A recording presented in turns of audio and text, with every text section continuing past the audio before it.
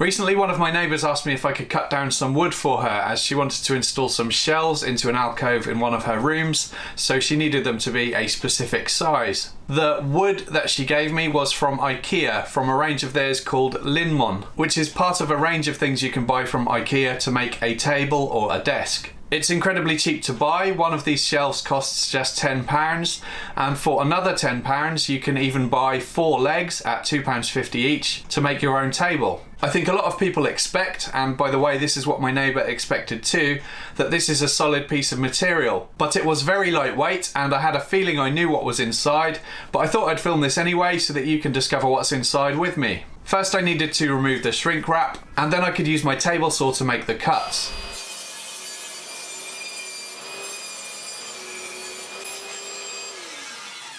So here's what's inside. 120mm of chipboard on each of the short lengths of the shelf. This gives the piece its rigidity and also provides something reasonably solid to screw the legs into. The top and bottom of the shelf is hardboard, and the top is laminated with a white plastic, and the bottom is just plain hardboard.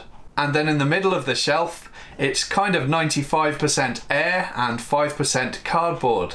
And then there's a white plastic trim laminated to the edges of the shelf.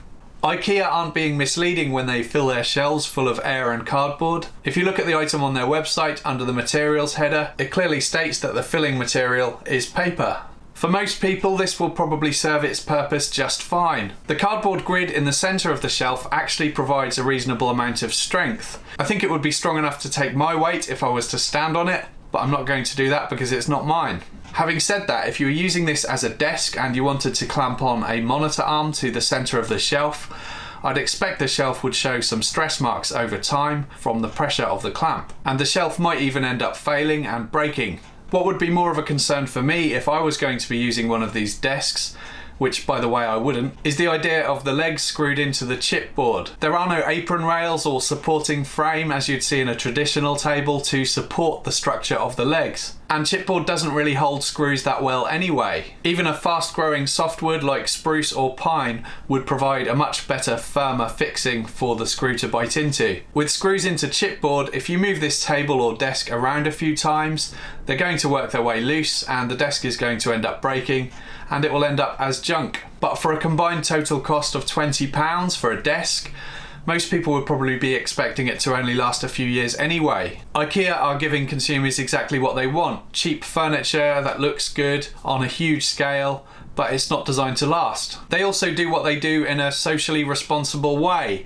They've been named as one of the most ethical companies in the world, and they use wood from responsibly managed forests. And there are some real benefits of using inexpensive and composite materials in furniture. Cardboard is recyclable, chipboard is made of up to 70% recycled material apparently, so fewer trees are chopped down. And it's less expensive than solid wood, so it's cheaper for the consumer. The downside of it all is that woodworkers and quality furniture makers can no longer compete. It's really difficult for them to price their work while offering the same kind of value that modern day consumers expect from a company like Ikea. For example, if I make a coffee table and let's say I spend 15 hours making it, even at minimum wage in the UK, which is £7.83 per hour, that's £117. And then there's the cost of materials, which could be another, let's say, £60 on top of that. And then there are overheads like the cost of running a workshop, tools, consumables, sales and listing costs, delivery costs, etc. Most people just aren't prepared to pay that kind of money for a coffee table when they can pick up a lac coffee table for £5, or even a solid wood table from Ikea like this one for £80. I hope you enjoyed this video. Please subscribe for more weekly woodworking videos if you're interested, and thank you for watching.